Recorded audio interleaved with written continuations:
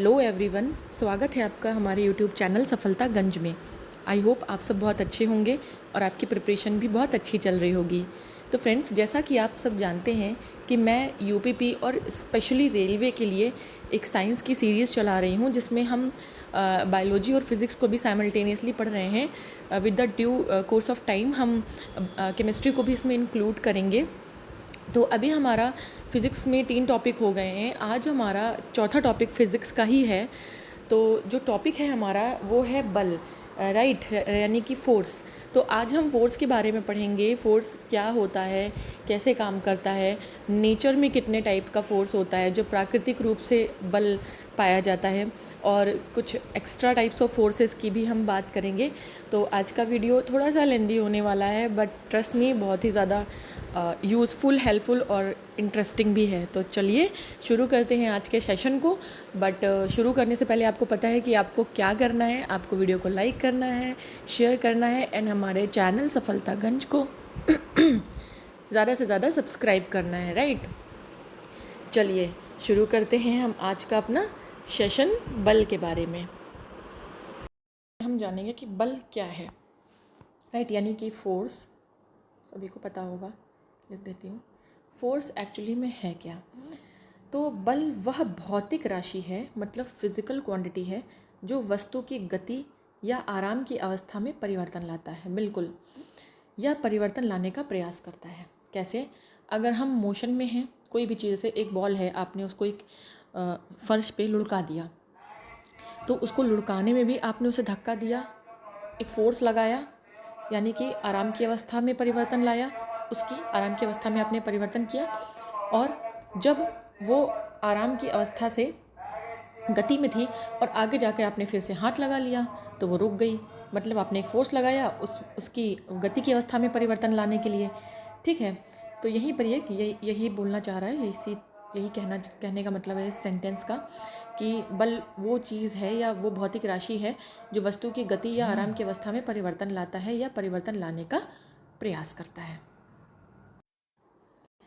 यह एक सदिश राशि है जिसका मान वस्तु के द्रव्यमान और उसके त्वरण के गुणनफल के बराबर होता है। जो हमारा फोर्स है, फोर्स एक सदिश राशि है, जो हमने भी क्या पढ़ा, F is equal to M into A. Force is equal to mass into acceleration. वही सेंटेंस के फॉर्म में यहाँ पे लिखा हुआ है कि द्रव्यमान और उसके त्वरण के गुणनफल के बराबर होता है। नेक्स्ट हमारा है, किसी वस्तु पर लग रहे बल के बारे में पूर्ण जानकारी के लिए 3 शर्तें आवश्यक हैं। मतलब अगर आपको जानना है कि कोई ऑब्जेक्ट है, उस पर जो फोर्स लगा है, वो उसके बारे में पूरी जानकारी आपको चाहिए। ठीक है, तो उसके लिए हमें क्या क्या जानना पड़ेगा? एक तो बल का परिमाण, मतलब मैग्नीट्यूड। मैग्नीट्यूड का मतलब कि कितने न्यूटन का फोर्स लगा, राइट। कि आपने वो बॉल को लुढ़काने में मान लीजिए 2 न्यूटन का फोर्स लगाया, तो ये उसका परिमाण हो गया, उसका मैग्नीट्यूड हो गया। दूसरा है बल के कार्य करने की दिशा, मतलब डायरेक्शन, क्योंकि सदिश राशि है तो परिमाण और दिशा तो दोनों ही होंगे, राइट। तीसरा वह बिंदु जिस पर बल कार्य कर रहा है, मतलब वो पॉइंट जिस पर बल जो है हमारा काम कर रहा है। तो बल के बारे में पूरी जानकारी पाने के लिए इन 3 पॉइंट्स का पता होना सबसे ज़्यादा इम्पॉर्टेंट होता है। चलिए आगे मूव करेंगे, जानेंगे बल के मात्रक। मात्रक क्या होता है? Newton, dyne, FPS, MKS, CGS, सब कुछ मैं आपको पहले वीडियो में बता चुकी हूँ। अगर आपने नहीं चेक किया है तो do check it out, and वहाँ से आप देखें और उसे कंप्लीट करें, क्योंकि मैंने उसमें अच्छे से यूनिट्स एंड डायमेंशंस के बारे में आपको पढ़ाया है, अच्छे से एक्सप्लेन किया है, राइट। तो SI मात्रक यानी इंटरनेशनल सिस्टम ऑफ यूनिट्स में जो बल का यूनिट है वो न्यूटन है, इसे हम कैपिटल N से डिनोट करते हैं। CGS सिस्टम में जो हमारा बल का यानी फोर्स का जो यूनिट है वो डाइन है, इसे हम स्मॉल d से, या डाइन पूरा ही लिखते हैं, सॉरी, पूरा डाइन ही लिखते हैं, इसका शॉर्ट फॉर्म नहीं बनाते हैं। FPS यानी फुट पाउंड सेकेंड सिस्टम में हम क्या करते हैं, पाउंडल में हम इसको डिनोट करते हैं। तो अब हम देखेंगे कि फॉर्मूला है हमारा F is equal to M into A, right. जैसे मान लीजिए फोर्स 1 न्यूटन है, अगर हमें निकालना है कि कितने न्यूटन बराबर कितने डाइन, राइट। तो हमने मान लीजिए F की वैल्यू 1 न्यूटन है और मास हमारा किसी चीज़ का 1 किलोग्राम है। एक्सेलरेशन हम मीटर पर, ये 1 हमने बस कैजुअली ले लिया है ताकि आपको एक मैग्नीट्यूड मिले, बाकी हमें काम तो बस इन यूनिट्स का है। तो एक्सेलरेशन की यूनिट आपको पता है मीटर पर सेकेंड स्क्वायर होती है। अब ये 1 न्यूटन, ये 1 किलोग्राम है, ये 1 मीटर पर सेकेंड स्क्वायर है। तो हमें जो दोनों ही यूनिट है उसे या तो हम सीजीएस में कर दें या तो दोनों ही एमकेएस में कर दें। तो क्योंकि हमारा जो न्यूटन है वो ऑलरेडी एसआई है यानी एमकेएस में है, तो हमें उसे सीजीएस में कन्वर्ट, मतलब डाइन जो है वो सीजीएस यूनिट है, तो हमें दिखाना है कि कितने न्यूटन बराबर कितने डाइन होता है। तो ऑब्वियस सी बात है कि ये दो वैल्यूज़ को हम क्या करेंगे, सीजीएस सिस्टम में कन्वर्ट करेंगे, राइट। 1 किलोग्राम क्या है, 1000 ग्राम के बराबर होगी, और 1 मीटर पर सेकेंड स्क्वायर क्या होगा, 1 मीटर 100 सेंटीमीटर के बराबर होगा। सेकेंड स्क्वायर को ऐसे ही रहने देंगे हम, सेकेंड तो सेकेंड ही में ही होता है, सीजीएस में भी होता है, एमकेएस में भी सेकेंड ही होता है। अब यहाँ से 1000 के 3 ज़ीरोज़, ठीक है, और 100 सेंटीमीटर में 100 के 2, तो ये हो गया 10⁵ आपको कन्वर्ट करना आता होगा। जितने ज़ीरो उतनी 10 की पावर लगेगी, राइट। अगर आपको नहीं आता है 1 2 3 4 5 ज़ीरोज़ थे तो हमने 10⁵ लगा दी। तो यहाँ से निकल के आया कि 1 newton is equals to 10⁵ dyne, right. ये बहुत ही ज़्यादा इम्पॉर्टेंट है कि अगर आपको मान लीजिए न्यूमेरिकल में इसका यूज़ ज़्यादा होता है कि न्यूटन में दिया है या डाइन में मान लीजिए फोर्स दिया हुआ है, और जो आपका आंसर है वो एमकेएस यूनिट में दिया हुआ है, तो ऑब्वियस सी बात है आपको उसे न्यूटन में कन्वर्ट करना पड़ेगा, देन ही उसके बाद आप अपना क्वेश्चन जो है वो सॉल्व कर सकते हैं, राइट। कोई क्वेश्चन आएगा तो मैं आपको उसे ज़रूर सॉल्व करके बताऊँगी। वैसे मैंने कल के वीडियो में भी आपको एक होमवर्क दिया था, बट किसी ने उसका कमेंट बॉक्स में रिप्लाई नहीं किया है। This is very bad. अगर आप सीरियस हैं तो आपको ज़रूर उसका आंसर करना चाहिए था, बट इट्स ओके। पढ़ाना मेरा काम है और होमवर्क करना आपका काम, राइट। प्रकृति में 4 मूल बल पाए जाते हैं। चलिए अब हम टाइप्स पढ़ेंगे कि फोर्स कितने टाइप के होता है, राइट। तो जो हमारा नेचर है, नेचुरली हमारी जो नेचर में 4 तरीके के फोर्स हमें मिलते हैं। सबसे पहला जो फोर्स है हम सब जानते हैं, गुरुत्वाकर्षण बल यानी कि ग्रेविटेशनल फोर्स, ठीक है। ब्रह्मांड में कोई 2 वस्तुओं के मध्य उनके द्रव्यमान के कारण लगने वाला बल ही गुरुत्वाकर्षण बल कहलाता है। कोई 2 चीज़ें हैं, कोई 2 ऑब्जेक्ट हैं, एक ये है एक ये है, यहाँ पर देखिए डायग्राम बना हुआ है, एक ये है एक ये है, इसके बीच में जो भी इसका भी कुछ मास होगा, इसका भी कुछ मास यानी द्रव्यमान होगा। हर चीज़ का एक द्रव्यमान होता है। देखिए जिसका बहुत कम होता है उसको हम नेग्लेजिबल, जैसे एटम का जो है हम नेग्लेजिबल, इलेक्ट्रॉन का नेग्लेजिबल मान लेते हैं, बट मास तो उसमें भी होता है। इलेक्ट्रॉन का भी मास होता है, प्रोटॉन का भी मास होता है, न्यूट्रॉन का भी इवन मास होता है। अब इतने छोटे पार्टिकल्स का मास है, तो डेफिनेटली नेचर में जितनी भी चीज़ें हैं उन सब के पास एक अपना एक मास है, कम ज़्यादा वो हो सकता है। तो इन 2 ऑब्जेक्ट्स के बीच में उनके मास की वजह से जो लगने वाला फोर्स होता है उसे हम ग्रेविटेशनल फोर्स कहते हैं, राइट। यह बल वस्तुओं के मध्य की दूरी पर निर्भर करता है, बिल्कुल, बहुत ही इंपॉर्टेंट। अब इस और इस ऑब्जेक्ट के बीच की डिस्टेंस मान लीजिए डी है, डी डिस्टेंस है। अब क्या होगा कि जैसे एक ऑब्जेक्ट यहाँ है और एक ऑब्जेक्ट इतनी दूर है, इसके बीच की डिस्टेंस ये D1 मान ली, ठीक है, और एक ऑब्जेक्ट यहाँ है और एक ऑब्जेक्ट एकदम यहाँ है, इसके बीच की डिस्टेंस D2 मान ली। तो ऑब्वियस बात है D1 डिस्टेंस ज़्यादा है, D2 डिस्टेंस कम है। तो D2 डिस्टेंस में जो 2 ऑब्जेक्ट हैं, ऑब्जेक्ट 1 2, इनके बीच में ग्रेविटेशनल फोर्स ज़्यादा काम करेगा क्योंकि दोनों बहुत ज़्यादा पास में हैं। और जो हम D1 डिस्टेंस वाले ऑब्जेक्ट्स देख रहे हैं उसमें जो ग्रेविटेशनल फोर्स है उसका जो मैग्नीट्यूड है वो कम होगा क्योंकि उनकी डिस्टेंस बहुत ज़्यादा है, राइट। चलिए इसी तरीके से हमने इसको यहाँ पे डायग्राम से दिखाया है। M1 M2 2 ऑब्जेक्ट हैं, इनके बीच की डिस्टेंस D है। अब सिंपल सा ये फॉर्मूला है, ये आपको याद करना है। हर बार हर पेपर में या तो इसके यूनिट्स पूछ लेते हैं या तो इसके डायमेंशंस पूछ लेते हैं, कुछ भी पूछ लेते हैं, या तो सीधा फॉर्मूला पूछ लेते हैं या तो एक न्यूमेरिकल पूछ लेते हैं। बहुत ही इम्पॉर्टेंट है, वेरी वेरी इम्पॉर्टेंट। लिख देती हूँ मैं, जब तक लिखूँगी नहीं तब तक आपको इम्पोर्टेंट लगेगा नहीं, राइट। फॉर्मूला है ये। अब F is directly proportional to M1, जो कि ये है ऑब्जेक्ट। हमने क्या कहा कि जो फोर्स है वो दोनों के मास पे डिपेंड करता है, बिल्कुल, M1 M2 दोनों के मास पे, और जो डायरेक्शन है उस पे भाई इन्वर्सली डिपेंड करता है उसके स्क्वायर पे। कैसे भाई? अगर डिस्टेंस कम होगी, अभी मैंने क्या बताया था, दो ऑब्जेक्ट के बीच में डिस्टेंस कम तो फोर्स ज़्यादा, ठीक है, और डिस्टेंस अगर ज़्यादा तो फोर्स हमारा हो जाएगा कम। यही तो इन्वर्सली प्रोपोर्शनल का मतलब होता है। अगर आपको इन्वर्सली प्रोपोर्शनल का मतलब नहीं पता तो आज समझ लीजिए कि इन्वर्सली प्रोपोर्शनल का मतलब क्या होता है। कोई बात नहीं, सीखने की कोई उम्र नहीं होती, कोई क्लास नहीं होती है। देखिए, अगर मान लीजिए कोई चीज़ ए है वो बी के डायरेक्टली प्रोपोर्शनल है, और कोई चीज़ ए है वो बी के इन्वर्सली प्रोपोर्शनल है, दोनों में क्या डिफरेंस है? इसका मतलब सिंपली ये है कि अगर ए बढ़ेगा तो बी भी बढ़ेगा, ए घटेगा तो बी भी घटेगा, राइट। बट इन्वर्सली प्रोपोर्शनल यानी व्युत्क्रमानुपाती, इसको हम बोलते हैं समानुपाती, डायरेक्टली प्रोपोर्शनल, और जो इन्वर्सली प्रोपोर्शनल होता है इसको हम बोलते हैं व्युत्क्रमानुपाती। व्युत्क्रमानुपाती का क्या मतलब होता है? अगर ए बढ़ेगा तो बी घटेगा, बी बढ़ेगा तो ए घटेगा।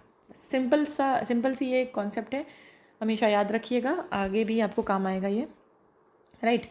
तो हम कहाँ पर थे?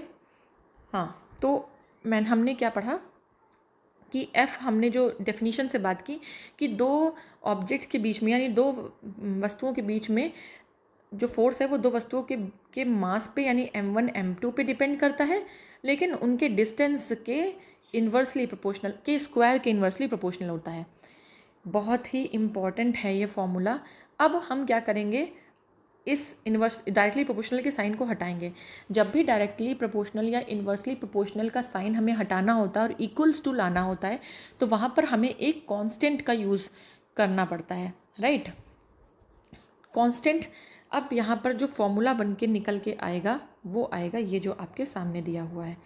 जब इन्वर्स डायरेक्टली प्रोपोर्शनल का साइन हटेगा और इक्वल्स टू आएगा तो ये फॉर्मूला बनेगा Gm1 m2 upon D square. अब ये G क्या है? वेरी वेरी इंपॉर्टेंट, जिसे हम गुरुत्वाकर्षण नियतांक, यूनिवर्सल ग्रेविटेशन कांस्टेंट बोलते हैं, राइट। यूनिवर्सल ग्रेविटेशन कांस्टेंट होता है कैपिटल G। स्मॉल g क्या था? स्मॉल g से कंफ्यूज मत होइएगा, स्मॉल g था गुरुत्वीय त्वरण, ग्रेविटेशनल, ये त्वरण था, गुरुत्वीय त्वरण था, ये ग्रेविटेशनल एक्सेलरेशन था, जिसकी वैल्यू हम 9.8 मेजर करते हैं या अप्रॉक्सीमेटली कैलकुलेशन में 10 भी ले लेते हैं। दोनों अलग चीज़ें हैं। ये यूनिवर्सल ग्रेविटेशनल कांस्टेंट है, नियतांक है। बहुत क्वेश्चन इस पे आते हैं, ज़रूर फॉर्मूला आप इसका याद कर लीजिएगा। और हाँ, इसकी वैल्यू, जैसे हमने जी की वैल्यू पढ़ी थी, सेकेंड, हमने क्या किया, जी की वैल्यू पढ़ी थी, जी की वैल्यू, स्मॉल जी की वैल्यू क्या थी? 9.8, अप्रॉक्सीमेटली 10 भी यूज़ कर लेते हैं कैलकुलेशन को आसान करने के लिए। बट जो कैपिटल जी है उसकी वैल्यू है 6.67 into 10⁻⁻11 newton metre square kilogram पर किलोग्राम स्क्वायर, राइट। अब हम बनाएंगे इसका क्या फॉर्मूला, मान ली डायमेंशन। अब फोर्स की तो आपको पता ही है, फोर्स का तो आपको पता ही है, हमें निकालना है किसका? जी का। मान लीजिए आपसे कहे कि जी का जो है यूनिवर्सल ग्रेविटेशन कांस्टेंट के विमाएँ बताइए या डायमेंशन बताइए, तो आप कैसे निकालेंगे? Simply F is equal to, यहाँ पे क्या लिखा है, F is equal to Gm1 m2 upon D square. बिल्कुल, हमें निकालना है G। यहाँ पे हम पहले फॉर्मूला लिखेंगे, F is equal to Gm1 m2 upon D square, right. हमें निकालना है G, तो G निकालना है तो जाहिर सी बात है हमें D को इधर भेजना पड़ेगा और m1 m2 को यहाँ इसके अपॉन में लाना पड़ेगा। तो क्या बनेगा? G is equals to F D square upon m1 m2, right. अब यहाँ से बनेगा हमारा क्या? डायमेंशन। यहाँ मैं लिख देती हूँ, देखिए F का क्या होता है? फोर्स का, ऑब्वियस सी बात है, न्यूटन, राइट। हम यूनिट बना लें इसकी, न्यूटन हो गया। डी स्क्वायर यानी डिस्टेंस को हम मीटर में नापते हैं, स्क्वायर है तो मीटर स्क्वायर कर देंगे, राइट। अपॉन में है m1 m2, एक m का हो जाएगा किलोग्राम केजी और m2 का भी हो जाएगा वेट केजी, तो केजी स्क्वायर हो जाएगा अपॉन केजी स्क्वायर। ये केजी स्क्वायर जब ऊपर आएगा तो कुछ इस तरीके से हमें दिखेगा, न्यूटन मीटर स्क्वायर किलोग्राम की पावर -2, ये बनी यूनिट। अब ये मत कहिएगा कि मैम इसकी यूनिट कहाँ से आई है, न्यूटन मीटर स्क्वायर पर केजी स्क्वायर, यहाँ तो m1 m2 सामने है और अपॉन में नहीं है, तो ये जी निकाला गया है ना कि एफ की यूनिट निकाली गई है, राइट। इस तरीके से यूनिट आप निकाल लेंगे और इस तरीके से आप डायमेंशन भी निकाल सकते हैं। जैसे डायमेंशन की बात करें, क्या है इसकी unit, newton metre square kilogram -2। अब न्यूटन क्या होता है, फोर्स का होता है। फोर्स क्या है, F = ma, यानी कि किलोग्राम मीटर पर सेकेंड स्क्वायर हो गई न्यूटन की यूनिट। ठीक है, न्यूटन को हम नॉर्मली अगर किलोग्राम मीटर सेकेंड MKS में अगर इसमें लिखें किलोग्राम मीटर सेकेंड में, तो इस तरीके से कुछ होती है। तो अब हम इसको देखेंगे कि कितने इस न्यूटन को हमने कन्वर्ट कर लिया किलोग्राम मीटर पर सेकेंड स्क्वायर में, राइट। तो अब बनाएंगे हम इसका डायमेंशनल फार्मूला। सबसे पहले हम बनाएंगे ब्रैकेट, बनाया हमने ब्रैकेट, लिखेंगे MLT, तीन ही चीज़ें हैं MLT, राइट। तो यहाँ पर न्यूटन का है kilogram metre upon second square, यहाँ हमने लिख लिया। इसको न्यूटन को यहाँ पे हटा देते हैं, न्यूटन को हटा देते हैं, राइट। इनटू में बाकी की ये यूनिट्स हैं।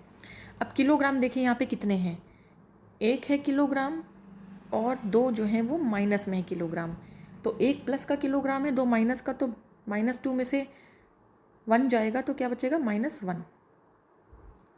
मीटर की बात करें तो मीटर स्क्वायर है, यहाँ पे मीटर है तो 3 मीटर क्यूब हो जाएगा, तो L⁻3। सेकेंड स्क्वायर की बात करें तो सेकेंड यहाँ पर नीचे है, ऊपर आएगा तो -2 हो जाएगा। तो इसका क्या डायमेंशनल फार्मूला निकल के आया, m-1 L3T-2। ये किसका डायमेंशनल फार्मूला हो गया, यूनिवर्सल ग्रेविटेशनल कांस्टेंट का, राइट। इस तरीके से आप डायमेंशंस भी मैं आपको साथ में निकालना सिखा रही हूँ, क्योंकि किसी की भी डायमेंशन का कोई ये नहीं है कि आपसे इसी की पूछेगा, मान लीजिए सिंपल सा फोर्स का पूछ लिया या ऐसा नहीं है, वो किसी भी क्वांटिटी की डायमेंशन आपसे पूछ सकता है। इसीलिए जब भी फिज़िक्स स्टार्ट होती है तो हमेशा यूनिट एंड डायमेंशन टॉपिक से ही स्टार्ट होती है, क्योंकि वो बेसिक है। अगर आपको MKS CGS ये सब चेंज करना ही नहीं आएगा तो आप न्यूमेरिकल कभी सॉल्व ही नहीं कर पाएंगे, राइट। चलिए आगे बढ़ते हैं। इस बल के माध्यम से, यानी कि जो गुरुत्वाकर्षण बल है, इसके माध्यम से विभिन्न घटनाओं की व्याख्या की जाती है। कैसे, जैसे हमें पृथ्वी से बांधे रखने वाला बल, बिल्कुल हमें पृथ्वी से बांध कर कौन सा बल रखता है, अगर हम ज़मीन पे हमारे पैर हैं, कोई भी चीज़ ऊपर से गिरती है तो नीचे आती है, नीचे ही गिरेगी, ऊपर की तरफ तो नहीं गई। क्यों नहीं गई, क्योंकि गुरुत्वाकर्षण बल है हमारे पास। चंद्रमा का पृथ्वी के चारों ओर चक्कर लगाना, ग्रेविटेशनल फोर्स के कारण। पृथ्वी का सूर्य के चारों ओर चक्कर लगाना, ग्रेविटेशनल फोर्स के कारण, राइट। नेक्स्ट हम पढ़ेंगे पलायन वेग, वह न्यूनतम वेग जिसके द्वारा फेंकी गई वस्तु पृथ्वी के गुरुत्वाकर्षण बल के क्षेत्र को पार कर जाती है, उसे हम पलायन वेग कहते हैं। वह न्यूनतम वेग जिसके द्वारा फेंकी गई वस्तु पृथ्वी के गुरुत्वाकर्षण बल के क्षेत्र को पार कर जाती है, उसे हम पलायन वेग कहते हैं। पृथ्वी पर पलायन वेग 11.2 किलोमीटर पर सेकेंड स्क्वायर, इतना पर सेकेंड में हम 11.2 किलोमीटर के स्पीड से, आपको लगता है कि हम अपने हाथों से तो कुछ फेंक नहीं पाएंगे, एक पत्थर भी फेंकेंगे तो इतनी स्पीड से तो नहीं फेंक पाएंगे, तो इसे हम पलायन वेग कहते हैं। तो अगर 11.2 किलोमीटर पर सेकेंड की स्पीड से कोई चीज़ फेंकी जाती है पृथ्वी पर, तो वो उसके गुरुत्वाकर्षण क्षेत्र से बाहर चली जाएगी, राइट। फिर उस पर कोई मतलब वो पृथ्वी के बाहर ही चली जाएगी ना, ऑब्वियस ही बात है, क्योंकि अर्थ पे तो है ग्रेविटेशन फोर्स, वो तो अगर इतनी स्पीड से फेंकेंगे हम कोई चीज़ तो फिर वो अर्थ के बाहर ही चली जाएगी, राइट। सो VE = √2GRE, उसको पढ़ेंगे। √2 GRE, ये जो पलायन वेग है उसका फॉर्मूला है VE, ये है VE √2 GRE। अब VE तो हमें पता चल गया कि जो ये पलायन वेग है इसको कहते हैं। G आपको पता है गुरुत्वीय त्वरण को कहते हैं, जिसकी वैल्यू 9.8 हम जनरली लेते हैं, बट 10 भी ले लेते हैं अपने कैलकुलेशंस के लिए। और RE की बात करें तो वो है रेडियस ऑफ अर्थ, यानी कि पृथ्वी की त्रिज्या, जो कि यहाँ पे दी हुई 6.48 × 10⁻6 मीटर, राइट।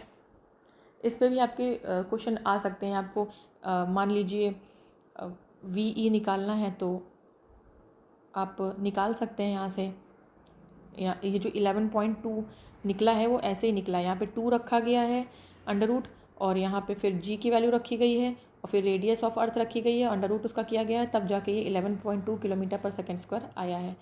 और वही अगर चंद्रमा का वेग हम पलायन वेग हम चंद्रमा पे बात करें तो चंद्रमा पर इसकी वैल्यू बहुत कम है। क्यों कम है? क्योंकि कोई रेजिस्टेंस ही नहीं है।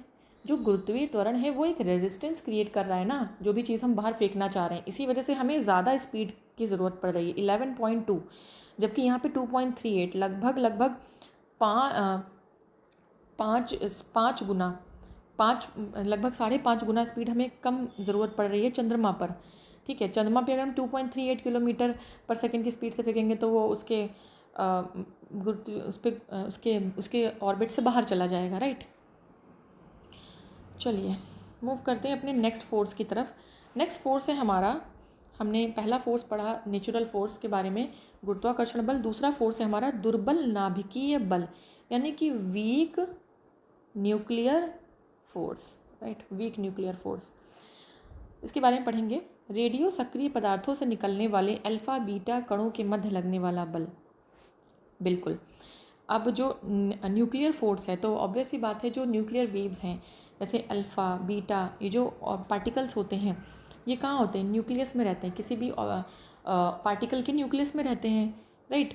इलेक्ट्रॉन, प्रोटॉन, तो इनके जो रेडियो एक्टिव, आप पढ़ेंगे, मैं आपको केमिस्ट्री में पढ़ाऊँगी रेडियो एक्टिव एलिमेंट्स क्या होते हैं, राइट। तो वहाँ पर आपको अच्छे से समझ में आएगा कि रेडियो एक्टिव एलिमेंट्स क्या होते हैं। तो उनमें जो अल्फ़ा बीटा पार्टिकल्स होते हैं उनके बीच में जो फोर्स, उनको बांधने के लिए एक वीक फोर्स होता है। काफ़ी स्ट्रॉन्ग फोर्स ये नहीं होता है, वीक फोर्स होता है, तो उसको हम दुर्बल नाभिकीय बल बोलते हैं। इस बल का परास बहुत ही कम होता है, परंतु यह गुरुत्वाकर्षण बल से अधिक प्रभावी होता है। लगभग 10⁻25 गुना ज़्यादा प्रभावी होता है गुरुत्वाकर्षण बल से, थोड़ा बहुत नहीं, 10⁻25 गुना, राइट।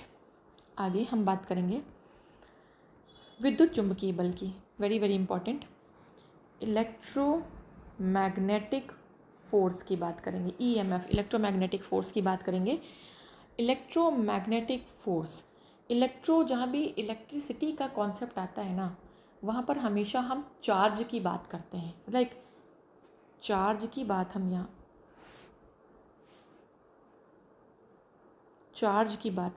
चार्ज क्या होता है? चार्ज को हम बोलते हैं आवेश। आवेश वो गुस्से वाला आवेश नहीं है, ये चार्ज है, positive negative.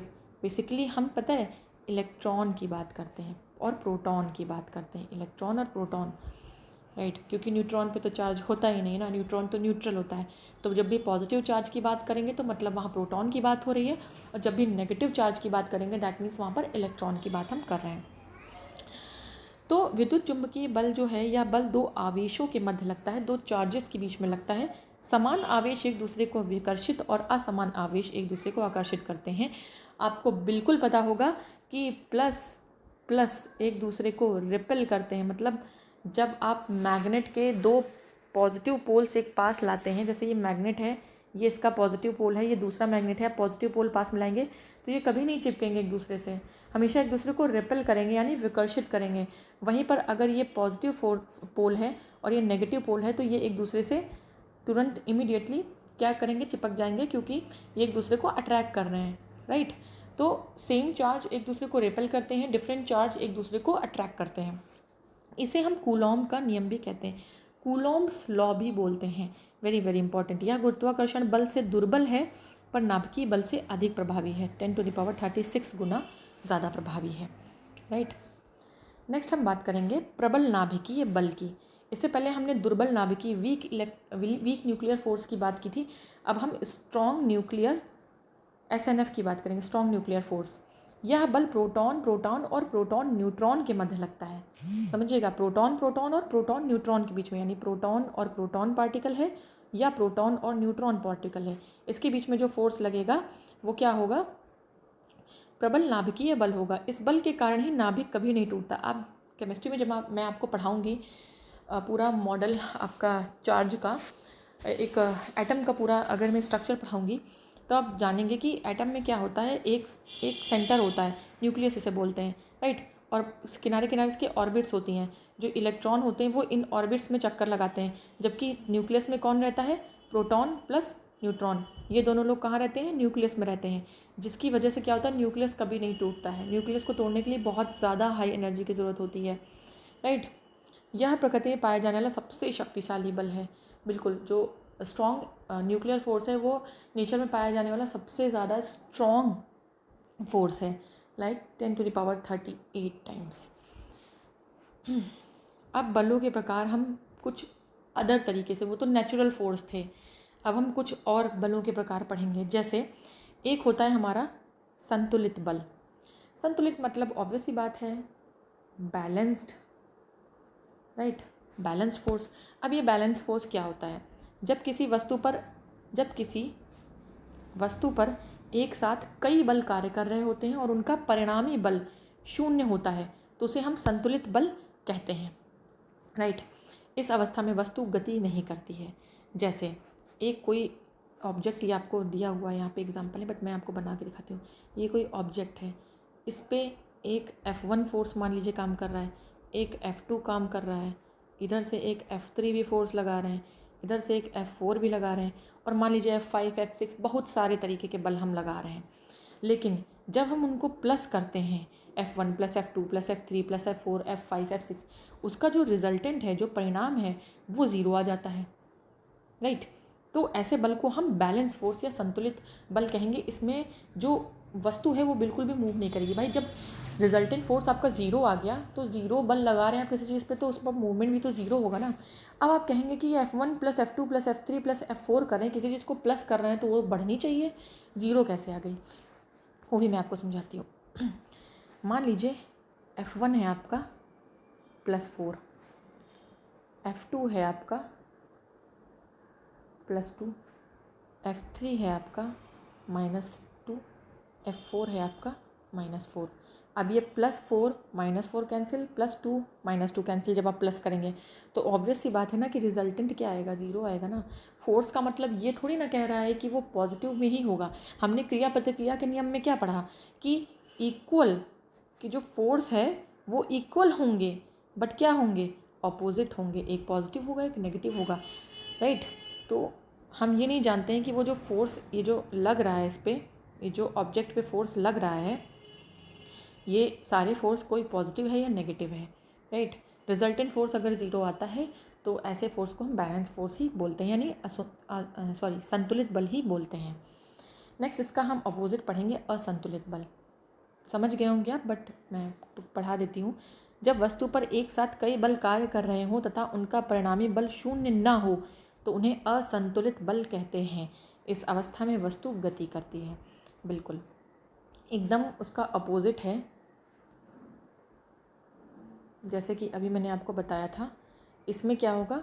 F1 plus F2 plus F3 plus जो भी है F4 is not equals to zero. ये ज़ीरो के बराबर नहीं होगा। इसमें कोई वैल्यू निकल के आएगी तो वो असंतुलित बल होगा, और जब कोई फोर्स होगा तो डैट मीन्स वहाँ पे मूवमेंट भी होगा, राइट। चलिए नेक्स्ट हम पढ़ेंगे घर्षण बल। इसको हम बोलते हैं फ्रिक्शन फोर्स।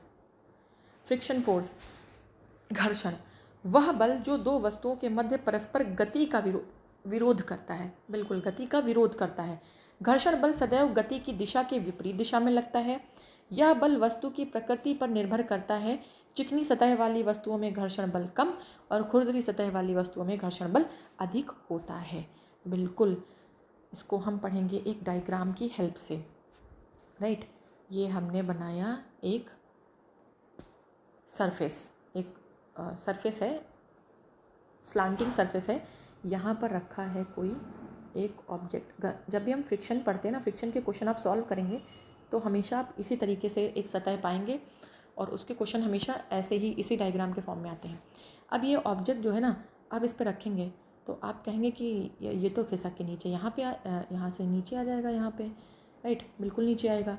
बट यहाँ पर एक मान लीजिए ये जो सतह है वो खुरदुरी है, ठीक है, खुरदुरी है या नहीं भी है, तो इस पर जो फोर्स एक इधर काम कर रहा है, आपने इसको यहाँ रखा तो इस पर एक फोर्स जो है इधर काम कर रहा है, जिसकी वजह से ये नीचे खिसक के आने की कोशिश करेगा। बट एक फोर्स है जो इधर भी काम करेगा, इसके अपोजिट काम करेगा, इसे हम फ्रिक्शन, स्मॉल एफ, इसे हम फ्रिक्शन फोर्स बोलते हैं, राइट। फ्रिक्शन फोर्स होता है जो इसकी गति का विरोध करेगा, इसकी वजह से वो धीरे धीरे धीरे धीरे स्लाइड करेगा, राइट। अगर ज़्यादा खुरदुरी सतह है तो रुक भी जाएगा।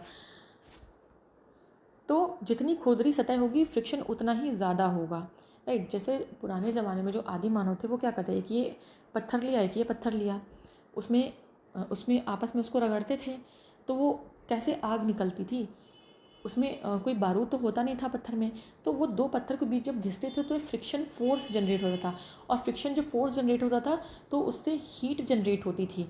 उस हीट को ही जब वो सूखी घास में लगाते थे तो आग जल जाती थी। तो ये फ्रिक्शन फोर्स के कारण ही आग का इन्वेंशन हुआ, फायर इन्वेंशन फ्रिक्शन फोर्स के कारण ही हुआ। अगर फ्रिक्शन फोर्स नहीं एग्जिस्ट करता तो शायद फायर भी एग्जिस्ट नहीं करती, राइट। अब फ्रिक्शन फोर्स हमारा 3 तरीके का होता है, फ्रिक्शन फोर्स भी 3 तरीके का होता है। पहला होता है लिमिटिंग फ्रिक्शन। ये क्या करता है, ये बल दो स्थिर वस्तुओं के बीच में काम करता है। मतलब एक ऑब्जेक्ट ये है और एक ऑब्जेक्ट मान लीजिए ये है, इनके बीच में जो स्थिर वस्तुओं के बीच में ये स्थिर है, मतलब मूवमेंट नहीं करें, इनको रोक के रखने के लिए जो फ्रिक्शन काम कर रहा है उसे हम लिमिटिंग फ्रिक्शन फोर्स कह रहे हैं, राइट। दूसरा होता है सर्पी फ्रिक्शन यानी स्लाइडिंग फ्रिक्शन। स्लाइडिंग जो मैंने आपको एग्जांपल बताया इस तरीके से, ये इस पर स्लाइड कर रहा है, इसको जो अपोज कर रहा है वो जो फ्रिक्शन फोर्स होगा उसे हम स्लाइडिंग फ्रिक्शन फोर्स कहेंगे। यह बल उस समय कार्य करता है जब एक वस्तु दूसरी वस्तु की सतह पर गति, जैसे ये एक वस्तु है, ये एक सरफेस है, इस पर कोई दूसरी वस्तु क्या कर रही है, स्लाइड कर रही है, खिसक रही है, तो वो जो फ्रिक्शन है वो स्लाइडिंग फ्रिक्शन होगा। और एक होता है हमारा लोटनी यानी रोलिंग फ्रिक्शन फोर्स, जब एक वस्तु दूसरी वस्तु की सतह पर लौटती है। जैसे जब ये बॉल है, ये बॉल इस अर्थ सरफेस पे, ज़मीन की सरफेस पे जब लुढ़क के जा रही होगी, थोड़ी दूर जाके आप देखेंगे ये बॉल यहाँ रुक जाएगी, बॉल भी एक जगह जाके रुक जाती है ना फ्रिक्शन की वजह से, तो ये रोलिंग फ्रिक्शन कहलाता है। या लोटनी, एक समान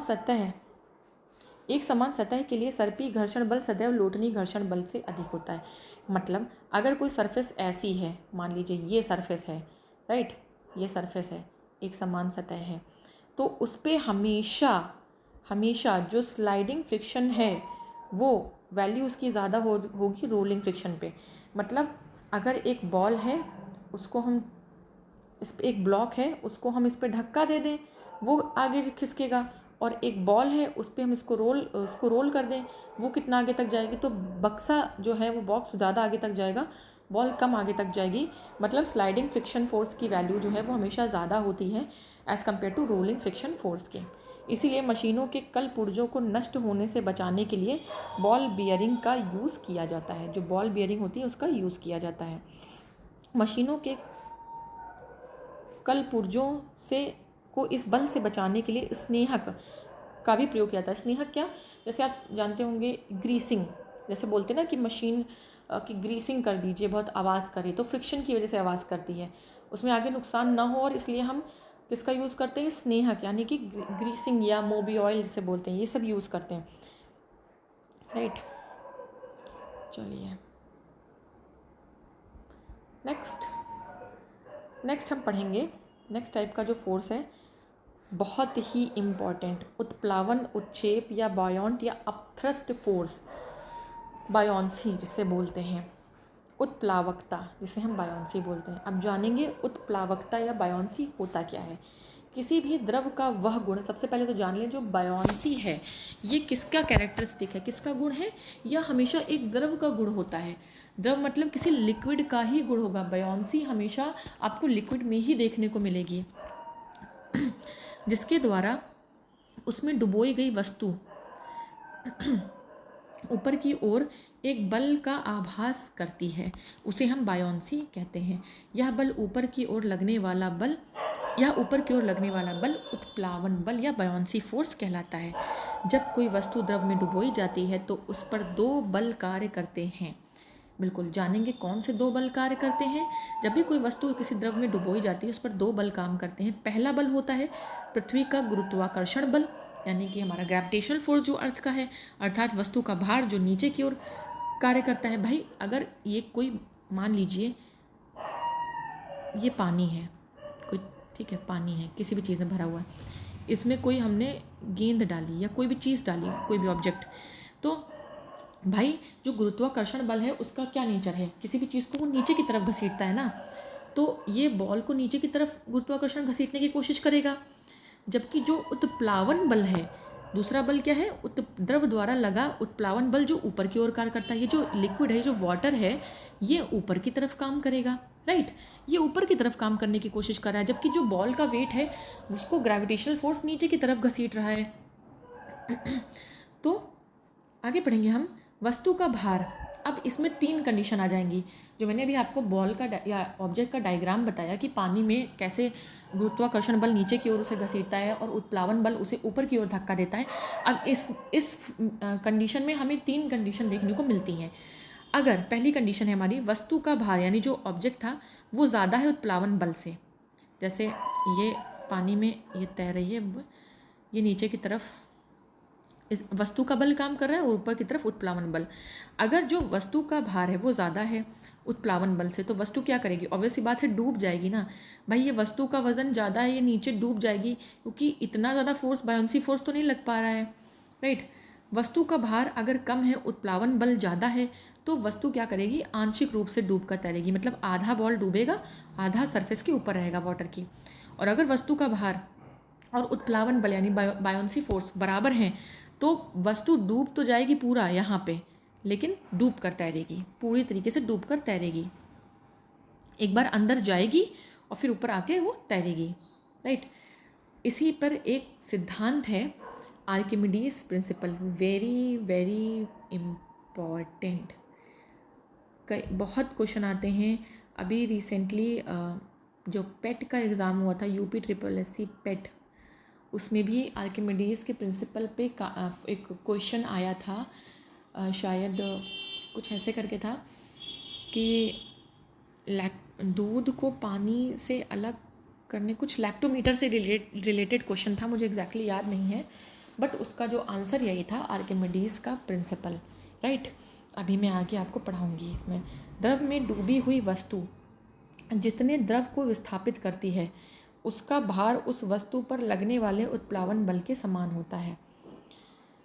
देखिए आर्किमिडीज का सिद्धांत क्या कहता है, जैसे ये वाटर का सरफेस है, यहाँ पे एक ऑब्जेक्ट है, ये ऑब्जेक्ट जितना अपने भार से, जैसे मान लीजिए ये गेंद जो है, एक गेंद है, ये 2 किलोग्राम इसका वेट है, तो ये 2 किलोग्राम की गेंद अपना बल जो इस पानी पर लगाएगी, पानी की सतह पर है, इस पर रखा, तो उतना ही फोर्स, उतने ही मैग्नीट्यूड का, जो भी फोर्स ये लगा रही है उतने ही मैग्नीट्यूड का एक अपोजिट फोर्स, एक फोर्स जो है लिक्विड के द्वारा, यानी जो वाटर है उसके द्वारा उस पर लगेगा, राइट। मतलब ये जो बॉल है, ये कितने एरिया को, इतना वाटर का इतना एरिया कवर कर रही है। इसको फिर से एक बार ज़रा सा कर देती हूँ। ये वाटर का सरफेस है, राइट, ये बॉल है। अब ये बॉल कितनी जगह में है, इतनी जगह में है, तो इतनी जगह का जो वाटर है ना, वो क्या करेगी, इतनी जगह पे अगर बॉल आ गई तो वाटर को क्या करेगी, इधर इधर से वाटर किनारे किनारे से निकल जाएगा। वो जो किनारे किनारे से निकला हुआ वाटर है, राइट, वही एक उत्प्लावन बल के समान कार्य करता है, बॉल को ऊपर की तरफ उठाने के, वही बायोंसी फोर्स प्रोवाइड करता है। मतलब कोई भी वस्तु है वो लिक्विड की सरफेस पे जितना एरिया कवर करती, जितने द्रव को विस्थापित करती है, जितना इसने पानी यहाँ से जितने एरिया में ये बॉल है, जितना पानी इसने हटाया, वही पानी किनारे से आकर इसको एक बायोंसी देता है, एक उछाल देता है, राइट, आसान भाषा में। तो इसके एग्जाम्पल हम पढ़ेंगे। हाइड्रोमीटर घनत्व मापन, द्रव का यंत्र। लैक्टोमीटर दूध के लिए यूज़ होता है, शुद्ध दूध की शुद्धता नापने के लिए। मैंने आपसे कहा था ना यूपी ट्रिपल एस सी पेट में क्वेश्चन आया था, तो उसमें कुछ ऐसा ही था कि दूध और पानी को अलग करने के लिए करने के लिए जो लैक्टोमीटर होता है वो कौन से सिद्धांत पर आधारित होता है, तो आर्किमिडीज के सिद्धांत पर आधारित है। आपेक्षिक घनत्व तथा आपेक्षिक घनत्व भी इस पर जो है आधारित, यानी रिलेटिव डेंसिटी। आपेक्षिक घनत्व मतलब होता है रिलेटिव डेंसिटी, इसको हम रिलेटिव डेंसिटी बोलते हैं। ये भी इसी प्रिंसिपल पर आधारित है। बहुत ही इंपॉर्टेंट है। कभी कभी डायरेक्टली स्टेटमेंट दे देगा कि द्रव में डूबी हुई वस्तु जितने द्रव को विस्थापित करती है उसका भार उस वस्तु पर लगने वाले उत्प्लावन बल के समान होता है। बताइए ये स्टेटमेंट किस सिद्धांत के लिए करेक्ट है, तो सीधे से आप टिक कर देंगे आर्किमिडीज सिद्धांत के लिए। या कभी कभी दे देगा कि हाइड्रोमीटर या लैक्टोमीटर या आपेक्षिक घनत्व किस सिद्धांत पर काम करते हैं, तो सीधा आर्किमिडीज प्रिंसिपल पे, राइट। नेक्स्ट हम बात करेंगे, नेक्स्ट टाइप का जो फोर्स है वो है हमारा सेंट्रीपिटल फोर्स। सेंट्रीपिटल फोर्स जब या अभिकेंद्रीय बल, जब वस्तु एक वृत्ताकार पथ में गति करती है, बिल्कुल, तो उसके केंद्र की तरफ लगने वाला बल अभिकेंद्रीय बल कहलाता है। इस बल का मान होता है F = mv² mv² होता है। घुमावदार रोड बाहर की तरफ से ऊंचे इसी बल के सिद्धांत पर रखे जाते हैं। पृथ्वी का सूर्य के चारों ओर चक्कर लगाना गुरुत्वाकर्षण के कारण होता है, जो एक अभिकेंद्रीय बल है। मतलब कि ये जो सन है, इसके चारों ओर जो अर्थ रोटेशन कर रही है तो वो इसी बल के कारण रोटेट हो रही है। अब इसको आसान भाषा में समझेंगे इस बल को, जैसे ये एक सर्कुलर पाथ है, यहाँ पर हम खड़े हैं, राइट। हमने हाथ में लिया क्या, एक धागे में बांधा पत्थर, और ये यहाँ से हम खड़े हैं, ये धागे की रेडियस लंबाई जो है वो रेडियस के बराबर है। उसको हम कंटिन्यूसली घुमा रहे हैं, तो ऑब्वियस सी बात है एक सर्किल बन जाएगा, घुमाते रहेंगे। तो यहाँ कभी यहाँ होगा पत्थर, कभी यहाँ होगा, कभी यहाँ होगा। ये जो फोर्स है, यहाँ पर एक फोर्स काम कर रहा है, कभी फोर्स यहाँ है, कभी फोर्स यहाँ है, कभी फोर्स की डायरेक्शन ये, तो ये फोर्स सेंट्रीपिटल फोर्स होगा, राइट। इसको हम सेंट्रीपिटल फोर्स कहते हैं। इसका जो मान है वो क्या है, F = mv²/r। इस फॉर्मूले को आप याद कर लीजिएगा। तो घुमावदार रोड बाहर की तरफ से ऊंचे इसीलिए होते हैं ताकि उसको हम डैम्पिंग बोलते हैं। एक्चुअली में जो रोड होती है ना, जब हम लोग रोड पे चलते हैं, कोई हाईवे आता है, वहाँ पे एक शार्प टर्न होता है, तो आप देखेंगे कि एक साइड जो सड़क होती है वो ऊंची होती है। वो जैसे ये टर्न है, तो ये एक सड़क है, यहाँ टर्न है, तो यहाँ पे जो है कॉर्नर में ये सड़क थोड़ी ऊँची बनाई जाती है। अगर ये ऊँची नहीं होगी तो गाड़ी फिसल जाएगी। इस पर फ्रिक्शन और सेंट्रीपिटल फोर्स दोनों ही काम करते हैं, दोनों का ही कॉन्सेप्ट लगाया जाता है, राइट। पृथ्वी का सूर्य के चारों ओर चक्कर लगाना भी एक अभिकेंद्रीय बल है, उसका एग्जाम्पल है।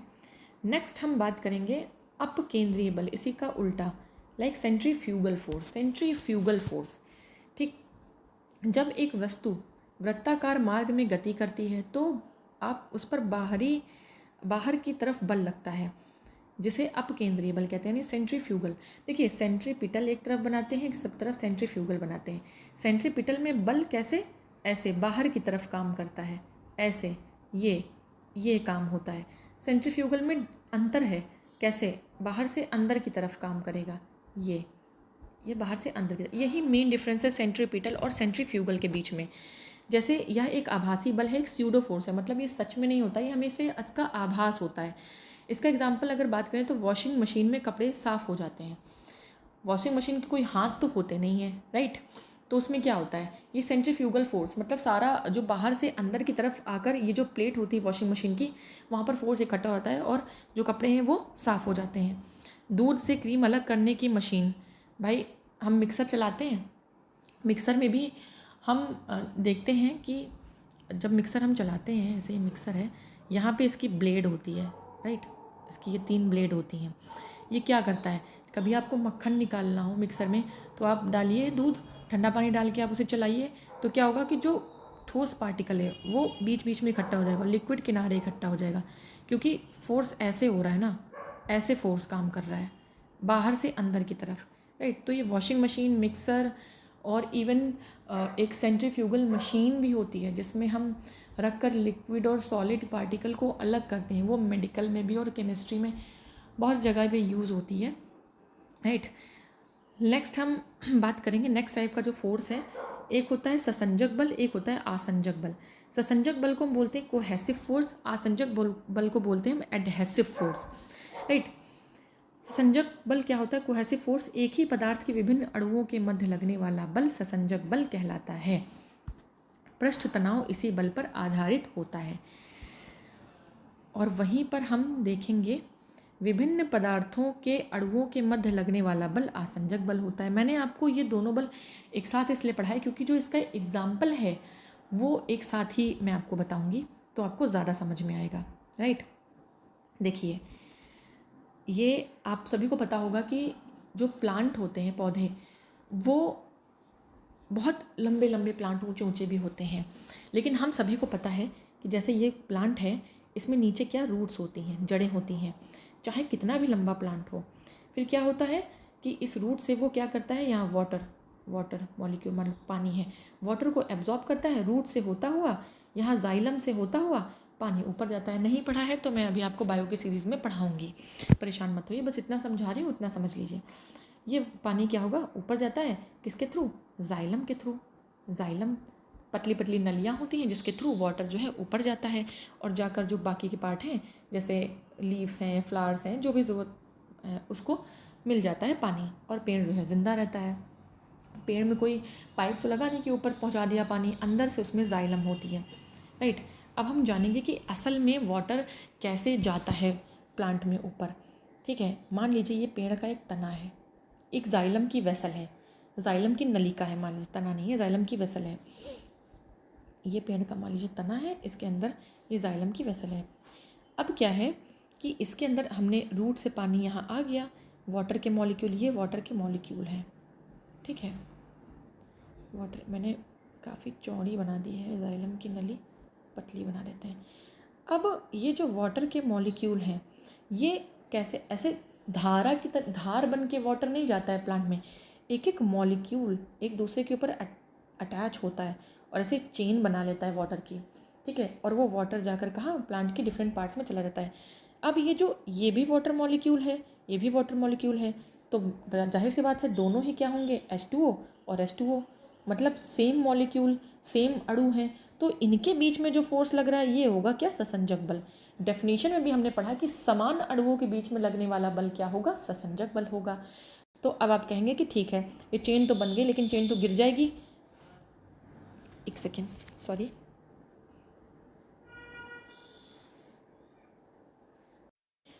तो ये जो चेन, ग्रेविटी के बारे में, जैसा कि आपको मैंने पहले ही बताया है कि ग्रेविटेशनल फोर्स के बारे में मैंने आपको बताया है, तो अब हम ग्रेविटी के बारे में पढ़ेंगे कि वह बल जिससे पृथ्वी प्रत्येक वस्तु को अपने केंद्र की ओर आकर्षित करती है, ऐसे बल को हम ग्रेविटी बोलते हैं। आपको पता है कि जब न्यूटन एक पेड़ के नीचे सो रहे थे, जो कि थ्योरी दी जाती है कैसे खोज हुई गुरुत्वाकर्षण बल की, तो उनके ऊपर एक सेब गिरा। तो जब सेब गिरा उनके सर पे, तो उन्होंने सोचा कि सेब मेरे सर पे क्यों गिरा, ये ऊपर भी तो जा सकता था।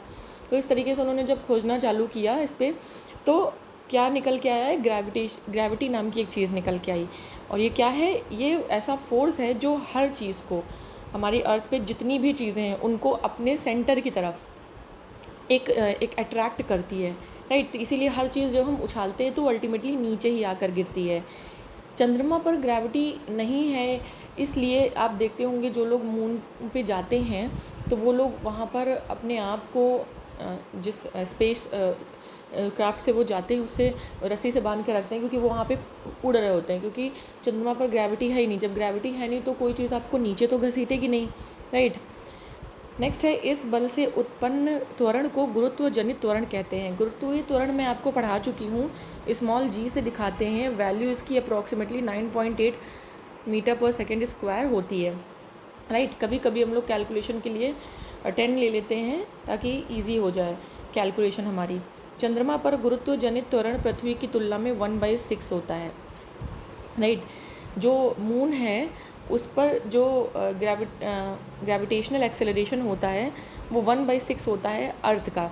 जैसे मान लीजिए कि अर्थ पे अगर 60, एक मैं एग्ज़ाम्पल दे रही हूँ, अर्थ पे 60 है तो इस पे तो मून पे क्या हो जाएगा 60/6 यानी कि 10 हो जाएगा। तो 1/6 जो होता है चंद्रमा पर होता है पृथ्वी की तुलना में 6 गुना कम होता है, राइट। नेक्स्ट है हमारा जी के मान में परिवर्तन। अब हम देखेंगे कि जो ग्रेविटेशनल एक्सेलरेशन है उसकी जो वैल्यू है उसमें कैसे चेंज आता है। तो ये मैंने आपको पहले वीडियो, इसमें सेकंड वीडियो में भी शायद पढ़ाया था कि जो ध्रुवों पर जी का मान अधिकतम होता है। मैंने आपको आई थिंक पूरा डायग्राम फॉर्म में ऐसे समझाया था कि ये अर्थ है, फिर इसको बीच से एक इमेजिनरी लाइन कट करती है जिसे हम इक्वेटर बोलते हैं। तो इक्वेटर से अप जाने में यानी नॉर्थ पोल जाने में या साउथ पोल जाने में जी की वैल्यू हमेशा क्या होती है, ये इंक्रीज़ होती है, राइट। और जब हम पोल से इक्वेटर की तरफ आते हैं तो जी की वैल्यू क्या होती है, वो डिक्रीज़ होती है। ये कॉन्सेप्ट मैंने आपको बहुत अच्छे से समझाया है। अगर आपको नहीं समझ में आ रहा है अभी तो आप पुराने वीडियोस जाकर चेकआउट करें, राइट। नेक्स्ट हमने देखा कि ध्रुवों पर यानी पोल्स पे जी की वैल्यू सबसे ज़्यादा होती है, राइट। नेक्स्ट है विषुवत रेखा पर जी का मान न्यूनतम होता है। विषुवत रेखा वही जो अर्थ है, अर्थ को बीच से एक इमेजिनरी लाइन कट कर रही जिसे हम इक्वेटर बोलते हैं, राइट। इस इक्वेटर पे यहाँ पर जो जी की वैल्यू है वो मिनिमम होती है। पृथ्वी की सतह के ऊपर या नीचे जाने की ओर जी के मान में कमी आती है। अब आप ये मत समझ लीजिएगा कि पृथ्वी की सतह मतलब यहीं पर हम बात कर, अभी तो आपने कहा कि ऊपर जाएंगे पोल पे तो बढ़ेगी, नीचे जाएंगे तो साउथ पोल पे तो बढ़ेगी। तो ये और यहाँ पे कह रहा है कि पृथ्वी की सतह से ऊपर या नीचे जाने की ओर जी के मान में कमी आती है। ये सतह नहीं कह रहा है। पृथ्वी में जो आपने पढ़ा होगा अर्थ में, जैसे कि एक ये सेंटर है तो अर्थ में ऊपर क्रस्ट होती है, देन मेंटल होता है और जो बीच का हिस्सा होता है ये कोर होता है। तो यहाँ पर बात कर रहा है कि ऊपर या नीचे जाने पर जो जी का वैल्यू है वो है उसमें कमी आती है, राइट। चलिए, जी का मान पृथ्वी की घूर्णन गति के बढ़ने पर घटता है और इसके घटने पर बढ़ता है। मतलब जो रोटेशनल मोशन करती है जो अर्थ है वो ये मान लीजिए सन है, अच्छा सा बना देती हूँ मैं, अब ये सन है हमारा, राइट। इसके चारों ओर जो ऑर्बिट्स हैं, मान लीजिए यहाँ पर अर्थ घूम रही, तो ये जो मोशन अर्थ कर रही है ये तो सर्कुलर मोशन हो जाएगा।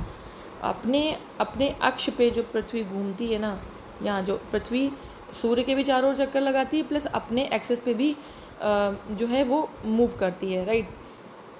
तो जो ये कह रहा है कि घूर्णन गति यानी कि जो अपने एक्सिस पे जो अर्थ है अपने एक्सिस पे उस पे जो खुद के एक्सिस पे जो घूमती है उसकी जो स्पीड है उस रोटेशनल मोशन की स्पीड बढ़ने पर जी घटता है और घटने पर जी बढ़ जाता है, राइट। नेक्स्ट हम पढ़ेंगे केपलर के ग्रहों की गति के नियम। केपलर की लॉज हम पढ़ेंगे। तो 3 लॉज थे इनके। पहला है हमारा कक्षाओं का नियम यानी लॉ ऑफ ऑर्बिट्स जिसे बोलते हैं। तो ये क्या कहता है कि ग्रह सूर्य के चारों ओर एक दीर्घ वृत्ताकार पथ में गति करते हैं, बिल्कुल करते हैं। ये सन होता है, अभी मैंने आपको बताया, ये वृत्ताकार क्या इक्लिप्स्ड पाथ होता है, वृत्ताकार प्योर सर्कुलर नहीं होता है, इक्लिप्स्ड पाथ इसको बोलते हैं। तो इस पे ये ग्रह ऐसे ऐसे इसके चारों ओर गति कर रहे होते हैं सन के, जिसके किसी एक फोकस पर हमेशा सूर्य रहता है। और ये जो ग्रह होते हैं इनके किसी एक फोकस पे, चाहे ये इस ऑर्बिट के किसी भी प्लेस पे रहें, किसी भी पॉइंट पे, एट एक पॉइंट पे इनका जो फोकस सेंटर रहता है वो हमेशा सन रहता है। सन के चारों ओर लगा रहे चक्कर तो ऑब्वियस सी बात है कि सन ही इनका फोकस सेंटर रहेगा। नेक्स्ट कह रहा है क्षेत्रीय वेग का नियम या क्षेत्र का नियम। इसमें क्या कहा जा रहा है, जब सूर्य को ग्रह की स्थिति से एक रेखा द्वारा जोड़ दिया जाए तो यह रेखा समान समय अंतराल में समान दूरी तय करती है। समान समय अंतराल में समान दूरी तय करती है, राइट। जैसे ये सन है, ये ऑर्बिट्स हैं जिसमें ग्रह है, एक ग्रह है, इसकी डिस्टेंस सन से यहाँ पे इतनी है, यहाँ पर थोड़ी कम, बट यहाँ पे जो साइड से यहाँ पे थोड़ी ज़्यादा है। तो ये कह रहा है कि जब सूर्य को ग्रह की की स्थिति से एक रेखा द्वारा जोड़ा जाता है। ये जो रेखा है इससे जोड़ा जाए, मान लीजिए अब कभी यहाँ पे है पोजीशन नंबर 1, ये पोजीशन नंबर 2, ये पोजीशन नंबर 3, तो समान समय अंतराल में समान दूरी तय करती है। जो टाइम पीरियड रहेगा, जो डिस्टेंस ट्रैवल रहेगी, वो सेम ही रहती है, राइट। नेक्स्ट है हमारा परिक्रमण काल का नियम, यानी कि लॉ ऑफ टाइम पीरियड। परिक्रमण काल, यदि किसी ग्रह को सूर्य के चारों ओर एक पूरा चक्कर लगाने में t समय लगता है, मान लीजिए एक ग्रह है कोई, उसको सूर्य के चारों ओर चक्कर लगाने में, एक चक्कर लगाने में t समय लगता है, तो t² = AQ। ये फॉर्मूला आपको याद करना पड़ेगा, जहाँ पर t तो हमें पता है कि टाइम पीरियड है, समय है, राइट, टाइम पीरियड है, बट a क्या है, a उस दीर्घावृत्त का अर्ध दीर्घ अक्ष है जिसमें ग्रह गति करता है। तो ये a की वैल्यू हो सकता है आपको दी होगी तो आपको t की वैल्यू निकालनी होगी, अगर आपको a की वैल्यू दी होगी तो आपको t की वैल्यू निकालनी होगी। और आप कैसे निकाल सकते हैं, t² = AQ, राइट। अब नेक्स्ट पॉइंट है हमारा, वह ग्रह जिस पर g मैक्सिमम है, मतलब कि ग्रेविटेशनल एक्सेलरेशन मैक्सिमम है, तो ऐसा कौन सा ग्रह है, ये जुपिटर है, यानी कि बृहस्पति। बृहस्पति जो हमारा ग्रह है ये लार्जेस्ट प्लैनेट भी है, और जुपिटर पे जो g की वैल्यू मैक्सिमम है 23.1 मीटर/सेकंड²। जैसा कि हमारे अर्थ पे कितनी है 9.8, अप्रॉक्सीमेटली हम 10 ले लेते हैं, बट देखिए जुपिटर पे कितनी है 23.1 मीटर/सेकंड², राइट। और वह ग्रह जिस पर g की वैल्यू मिनिमम है, यानी सबसे कम है, वो ग्रह कौन सा है, वो है प्लूटो। यहाँ पे कितनी है 0.7 मीटर/सेकंड²। इम्पॉर्टेंट है, पूछे जा सकते हैं, राइट। तो ये था आपका पूरा बल के बारे में, बल के प्रकार, और बल की मैंने आपको कई सारी चीज़ें पढ़ाई, cohesive force, adhesive force, friction force. Friction आगे टॉपिक भी हम अलग से पूरा पढ़ेंगे, इसीलिए मैंने उसको बहुत ज़्यादा इलाबरेट नहीं किया। अभी आप केवल इंट्रोडक्शन जानिए, धीरे धीरे स्पीड से चलेंगे तो चीज़ें समझ में आती चलेंगी, अदरवाइज़ वो स्किप कर जाएंगी। जिन्हें पहले से आता है तो उन्हें नॉलेज को ब्रशअप कर लें, जिन्हें नहीं आता है वो नोट डाउन कर लें, कॉपी पेन अपने साथ लेकर बैठें, क्योंकि अभी तो आप पढ़ रहे हैं, आपको मज़ा आएगी। फिज़िक्स ये सब ना, साइंस ऐसी चीज़ होती है, और जब पढ़ रहे होते तो आपको लगता है सब कुछ आ रहा है, मुझे सब कुछ समझ में आ रहा है, बट जब आप 4-5 दिन बाद, अब आपके पास तो कुछ नोट्स हैं नहीं, आपका एग्ज़ाम आएगा, तो आप फिर बैठ कर इतने लेंदी वीडियोस तो देखेंगे नहीं, इतना टाइम होता नहीं है, राइट। तो आप कॉपी पेन लेकर बैठिए और अपने नोट्स ज़रूर बनाइए। अब मुझे कमेंट बॉक्स में बताइए कि आप नोट्स बना रहे हैं कि नहीं बना रहे हैं, और जो भी होमवर्क दिया जाए उसे सीरियसली लें, राइट। चलिए आज के लिए इतना ही, तब तक के लिए गुड बाय।